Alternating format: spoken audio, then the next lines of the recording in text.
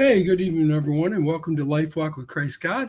It is a steamy Monday evening, and I mean it is hot. Woo! Anyway, it's 7:11 p.m. We're still like in the 90s here.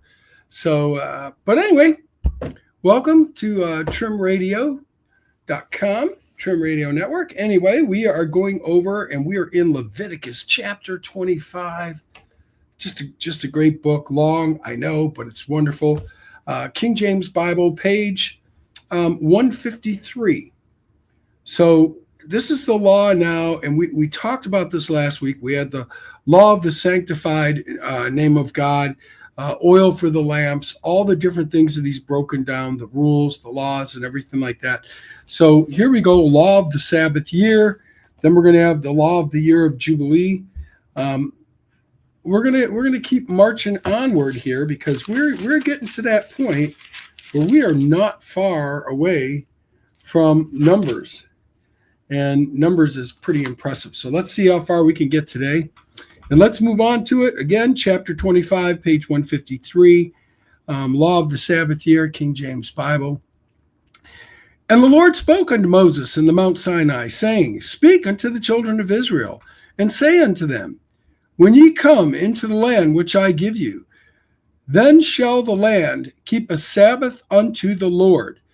6 years thou sow thy field, and 6 years thou shalt prune thy vineyard, and gather in the fruit thereof. But in the 7th year shall be a Sabbath of rest unto the land, a Sabbath for the Lord. Thou shalt neither sow thy field, nor prune thy vineyard. And if you've noticed this as we went through, it's very interesting because as we got on, even from Noah's Ark, God never excluded the animals. God never excluded the earth. This is just testimony and proof that this is a true living entity, connected with us. And it's a living organism, and that's what the earth is. And it's not ours. So we have to remember that this is why God is setting this up and making sure that we're going to go ahead and take care of it. And he's telling us how to do this at the same time. But you notice it follows too. He created the world in 6 days. And on the seventh day, God looked back upon it all. He rested. He looked at it and saw all the good that it was. So let's take a look at this now. That which groweth of its own accord of thy harvest thou shalt not reap, neither gather the grapes of thy vine undressed, for it is a year of rest unto the land. And the Sabbath of the land shall be meat for you, for thee, and for thy servant, and for thy maid, and for thy hired servant, and for thy stranger which sojourneth with thee, and for thy cattle, and for the beasts that are in the land, shall all the increase thereof be meat. And thou shalt number the 7 Sabbaths of years unto thee, 7 times 7 years, and the space of 7 Sabbaths of years shall be unto thee 49 years. Then thou shalt cause the trumpet of the Jubilee to sound on the 10th day of the 7th month. In the day of atonement ye shall make the trumpet sound throughout your land. And ye shall hallow the 50th year, and proclaim liberty throughout all the land unto the inhabitants thereof. And it shall be a jubilee unto you. And ye shall return every man unto his possession, and ye shall return every man unto his family. A jubilee shall that 50th year be unto you. You shall not sow, neither reap that which groweth of itself in it, nor gather the grapes in it of thy vine undressed. For it is a jubilee. It shall be holy unto you. Ye shall eat the increase thereof out of the field. In the year of this jubilee you shall return every man unto his possession. And if thou sell aught unto thy neighbor, or buyest aught of thy neighbor's hand, You shall not oppress one another. According to the number of years after the Jubilee, thou shalt buy thy neighbor, and according to the number of years of the fruits, he shall sell unto thee. According to the multitude of years, thou shalt increase the price thereof, and according to the fewness of years, thou shalt diminish the price thereof. And according to the number of years of the fruits, doeth he sell unto thee. Ye shall not therefore oppress one another, but thou shalt fear thy God, for I am the Lord your God. He's basically telling you, listen, we're not going to take advantage of one another. I'm laying this out for you. Do not take advantage of one another. And if you look and you go forward and you go on into Mark, Luke, Paul, any of those areas in there, James, you will see in there that God has made it clear, love thy neighbor as thyself. This is really the same thing. It's a direct parallelism there. Not to take advantage of any of us, each other. So you could see that in there, and it's very interesting, but most people don't see that, and I see that. And that doesn't mean I'm right. It depends on how you interpret it. So, wherefore ye do my statutes and keep my judgments and do them, and you shall dwell in the land in safety. And the land shall yield her fruit, and you shall eat your fill and dwell therein safely. And if ye say, what shall we eat on the 7th year? Behold, we shall not sow nor gather in our increase. Then I will command my blessing upon you in the 6th year, and it shall bring forth fruit for 3 years. And ye shall sow the 8th year, and eat yet out of the old fruit until the 9th year, until the fruits come, and ye shall eat of the old store. And the land shall not be sold forever, for the land is mine, and ye are strangers and sojourners with me, travelers with me. Here's the thing. Now he's making it clear. See, this is not our world.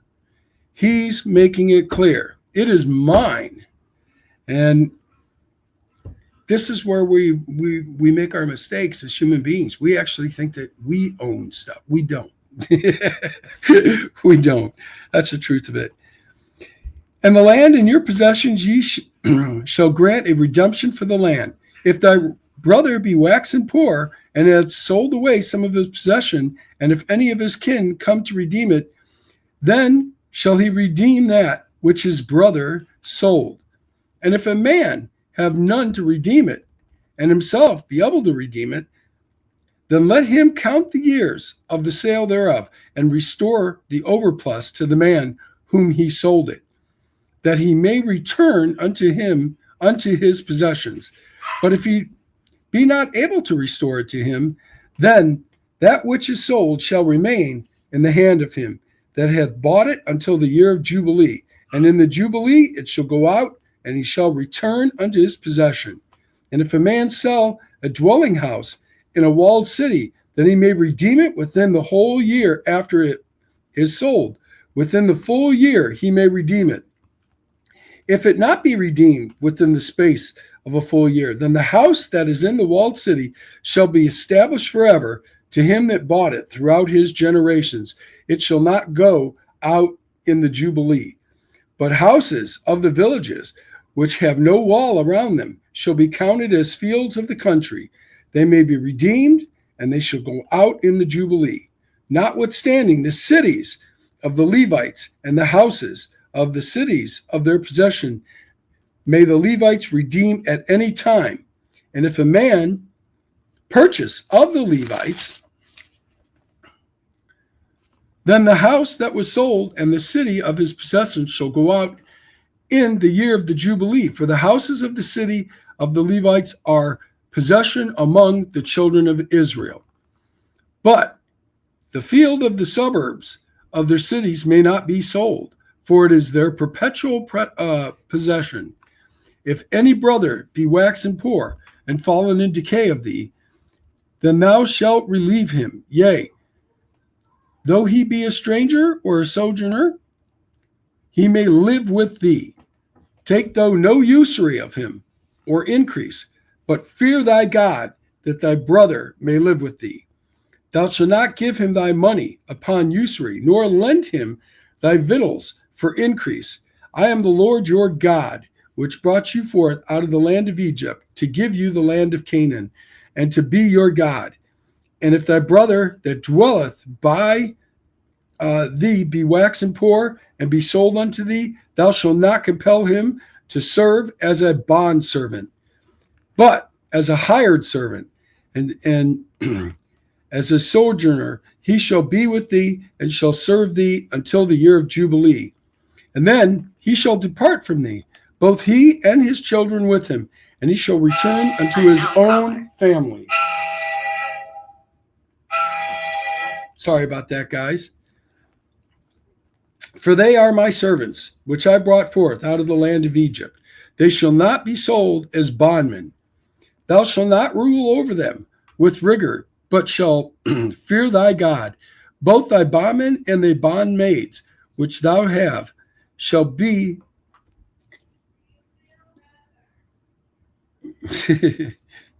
shall be heathen, and are round about you. Of them shall ye bondmen and bondmaids.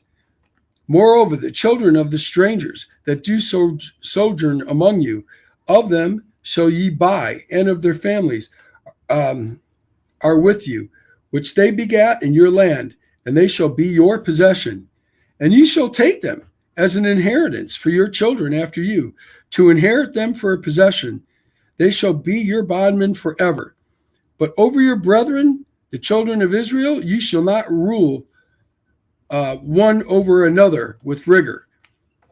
And if a sojourner or stranger wax rich by thee, and thy brother that dwelleth with him wax poor, and sell himself unto the stranger or the sojourner by thee, or to the stock of the stranger's family, after that he is sold, he may be redeemed again. One of his brethren may redeem him. Either his uncle or his uncle's son may redeem him, or any that is near of kin unto him of his family may redeem him, or he be able, he may redeem himself. And he shall reckon with him that bought him for the year that he was sold to him unto the year of Jubilee. And the price of the sale shall be according unto the number of years, according to the time of a hired servant shall it be with him. If there be yet many years behind him, according to them he shall give again, and the price of his redemption out of the money that he was bought for. And if there remain but a few years unto the Jubilee, then he shall count with him, and according unto his years shall he give him again the price of his redemption. And a yearly hired servant shall be with him, and the other shall not rule with rigor over him in thy sight. And if he be not redeemed in these years, then he shall go out into the year of Jubilee, both he and his children with him. For unto me the children of Israel are servants. They are my servants, who I brought forth out of the land of Egypt. I am the Lord your God. So in this Jubilee, you have this time frame where you can go ahead, you can buy yourself back, because let's face it, people were buying and selling all the time. Well, God is saying you are not going to rule over your brother if you do this, and you have to give him a certain amount of time to buy his freedom back, or have his family redeem it and everything. But there's rules, and he's making up the rules of this. So, and if it's not done by this time, then okay. Part of it is you can go, and part of it is if you still owe, then that time somebody will be able to redeem it, hopefully. All right, let's get on to basic requirements of obedience. And this is very clear, and this is Leviticus 26 on page 155. The Jubilee thing still throws me for a little bit of a loop. I'd love another opinion on this. I really would, because this has always been one of these things. And there's, it's absolutely wonderful, but it's very hard to interpret that. And I have a hard time with that. All right, let's go with the basic requirements of obedience. You shall make no idols, no graven image, neither rear up you up a standing image. Neither shall ye set up any image of stone in your land to bow down unto it, for I am the Lord your God. So he's talking about pillars, anything. You shall keep my Sabbaths and reverence my sanctuary. I am the Lord. The conditions and results of obedience. If you walk in my statutes and keep my commandments and do them, you practice them, then I will give you rain in the due season, and the land shall yield her increase, and the trees of the field shall yield their fruit. And your threshing shall reach unto the vintage, and the vintage shall reach unto the sowing time. And ye shall eat your bread to the full, and dwell in your land safely. And I will give you peace in the land, and you shall lay down, and none shall make you afraid. And I will rid evil beasts out of the land, neither shall the sword go through your land. And you shall chase your enemies, and they shall fall before you by the sword. And 5 of you shall chase 100, and 100 of you shall put 10,000 to flight. And your enemies shall fall before you by the sword. For I will have respect upon you, and make you fruitful, and multiply you, and establish my covenant with you. And ye shall eat old, store, and bring forth the old because of the new, so your supply. And I will set my tabernacle among you, and my soul shall not abhor you. And I will walk among you, and will be your God, and you shall be my people. I am the Lord your God, which brought you forth out of the land of Egypt, that ye should not be their bondmen. And I have broken the bands of your yoke, and make you go upright. So God is telling you, and he's telling all of us, at this time he's addressing the 12 tribes, Israel, Moses, and all of them. But this holds true to us today, that, if we walk, if we practice with God, if we diligently study and learn and change the ways that we are, God will be with us. And boy, is it ever true. I mean, it's just incredible the things that he's done for me and my family. And, every day there's something new, and he blesses me with something new all the time. So it's just absolutely incredible. All right, so let's go to the conditions and the results of disobedience. These are the things that are going to happen. Now, this will get, this is going to be kind of an awakening for a lot of people, because, and you're going to see as we go through this, the same things that were happening then are still happening today. There's not much difference here. So let's get on with it. And here we go. We're on Leviticus 26:14, the conditions and results of disobedience, page 156, King James. But if you will not hearken unto me, and will not do all these commandments, and if ye shall despise my statutes, or your soul abhor my judgments, so that ye will not do all my commandments, but ye break my covenant, I also will do this unto you. I will even appoint over you tear, consumption, the burning ague, that shall consume the eyes and cause sorrow of the heart. And ye shall sow your seed in vain, for your enemies shall eat it. And I will set my face against you, and you shall be slain before your enemies. They that hate you shall reign over you, and you shall flee when none pursueth you. And if ye will not yet for all this hearken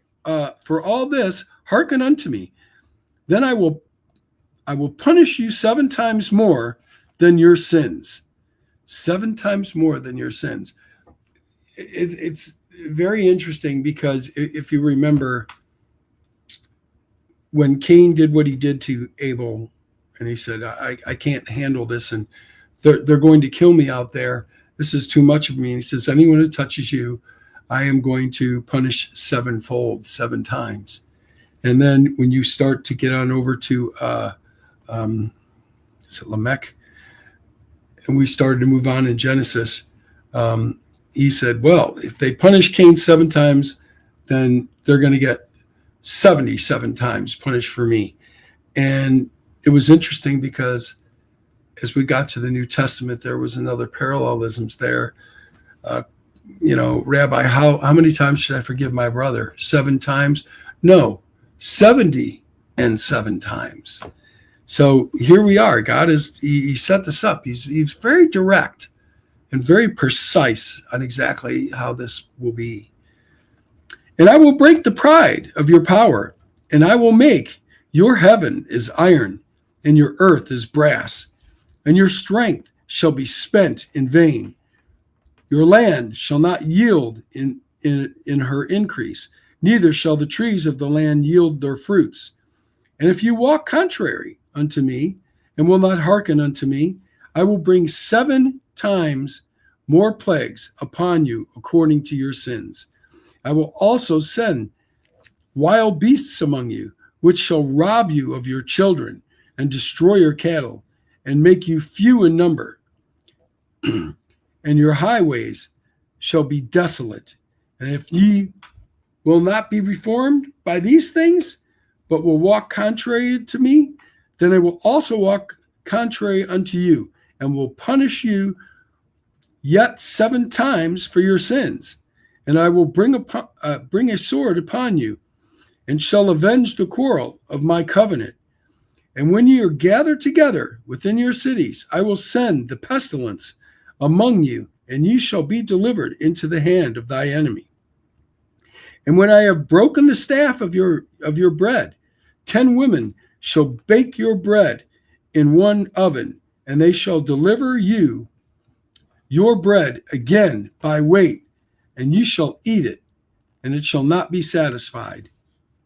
And if you will not for all this hearken unto me, but walk contrary unto me, then I will walk contrary unto you also in fury. And I, even I, will chastise you 7 times for your sins.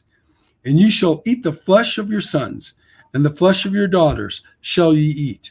And I will destroy your high places, cut down your images, and cast your carcasses upon the carcasses of your idols, and my soul shall abhor you.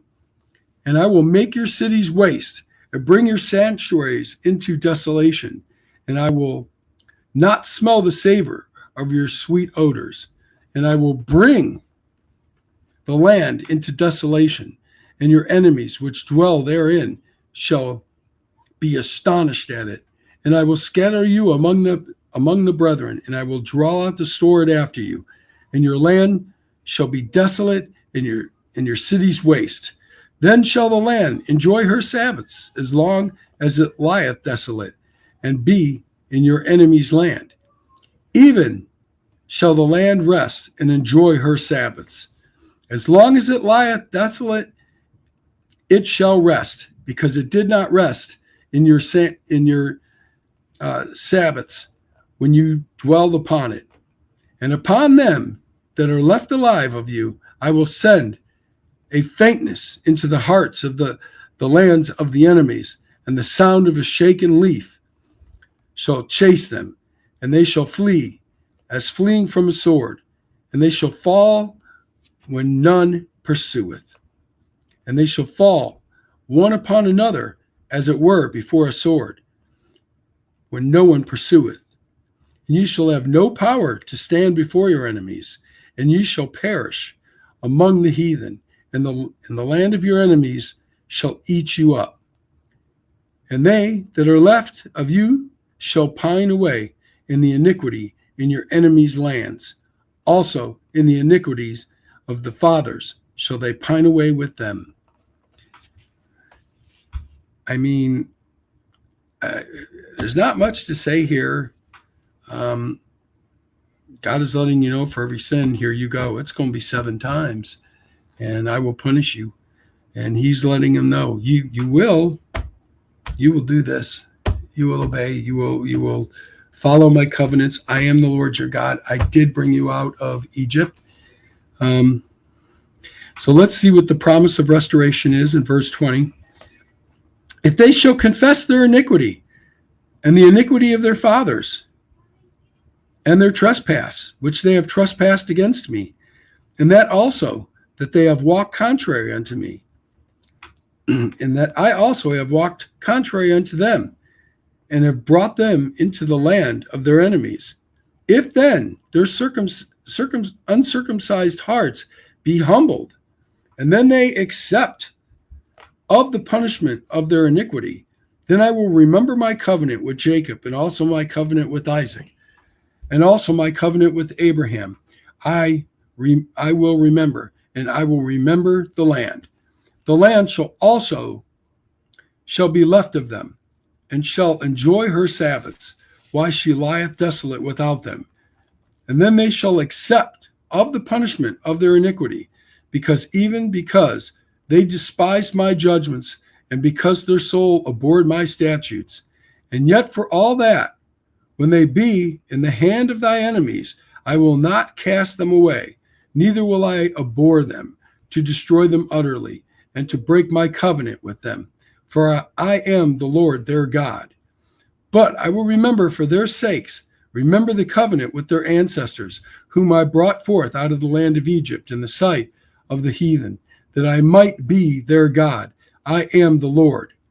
These are the statutes and judgments and laws which the Lord made between him and the children of Israel in Mount Sinai by the hand of Moses. And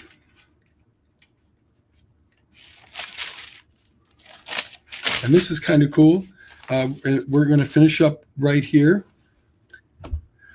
The consecration of persons. And we're going to get in this because we're right at the end of Leviticus. So let's finish this up. And we are on chapter 27, page 157. And the Lord spoke unto Moses, saying, Speak unto the children of Israel, and say unto them, When a man shall make a singular vow, the persons shall be for the Lord by thy estimation, valuation and stuff. And thy estimation shall be the male from 20 years old, even unto 60 years old. Even thy estimation shall be 50 shekels of silver, after the shekels of the sanctuary. And if it be a female, then thy estimation shall be 30 shekels. And if it be from 5 years old, even until 25 years old, then thy estimation shall be of the male 20 shekels, and the female 10 shekels. And if it be from a month old, even unto 5 years old, then the estimation shall be of the male 5 shekels of silver, and for the female thy estimation shall be 3 shekels of silver. And if it be from 60 years old and above, if it be a male, then thy estimation shall be 15 shekels, and for the female 10 shekels. But if he be poorer than thy estimation, then he shall present himself before the priest, and the priest shall value him according to his ability that vowed, shall the priest value him. So here is the consecration of the animals. And if it be a beast whereof men bring an offering unto the Lord, all that any man giveth of such unto the Lord shall be holy. He shall not alter it nor change it, good for a bad or bad for a good. And if he shall at all change the beast for beast, then the exchange thereof shall be holy. And if it be any unclean beast of which they do not offer a sacrifice unto the Lord, then he shall present the beast before the priest, and the priest shall value it, whether it be good or bad, as though values it. Who art the priest? So it shall be. But if he will at all redeem it, then he shall add a fifth part thereunto thy estimation. So here's the consecration of houses. And when a man shall sanctify his house, to be holy unto the Lord. Then the priest shall estimate it, whether it be good or bad, as the priest shall estimate it, so it shall stand. And if he sanctifieth, will redeem his house, then he shall add the fifth part of the money of thy estimation unto it, and it shall be his. That's for buying it back. All this is for buying and buying it back, and what the price is. And if and here we go. But if he sanctify his field, here's the fields. And if a man shall sanctify unto the Lord some part of a field of his possession, then thy estimation shall be according to the seed thereof. A homer of a barley seed shall be the value at 50 shekels of silver. And if he sanctify his field from the year of Jubilee, according to thy estimation, it shall stand. But if he sanctify his field after the Jubilee, then the priest shall reckon unto him the money according to the years that remain, even under the year of Jubilee, and it shall be abated from thy estimation. And if he that sanctified the field will in any wise redeem it, then he shall add a fifth part of money of thy estimation unto it, and it shall be assured to him. And if he will not redeem it, the field, or if he have not sold the field to another man, it shall not be redeemed any more. But if the field, when it goeth out in the Jubilee, shall be holy unto the Lord, as a field devoted, the possession thereof shall be the priest's. And if any man sanctify unto the Lord a field which he hath bought, which is not of the fields of his possession, then the priest shall reckon unto him the worth of thy estimation, even unto the year of Jubilee, and he shall give thy estimation in that day as a holy thing unto the Lord. In the year of Jubilee, the field shall return unto him of whom it was bought, even to him of whom the possession of the land did belong.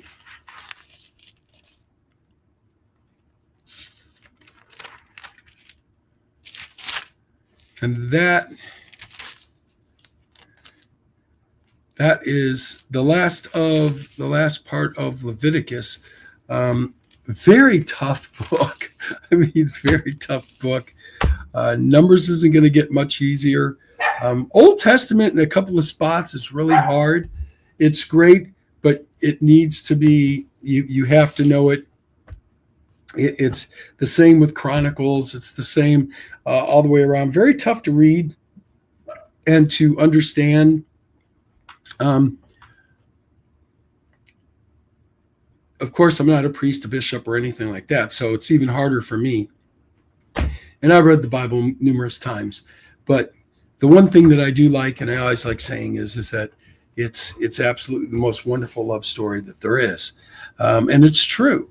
So it's great. We are going to dive in next week. I'm not doing a full show tonight.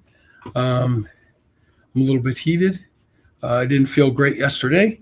I was outside and I overdid it because I did felt good in the morning. So, but we're going to get on to Numbers, page 162, chapter 1, the first census of Israel.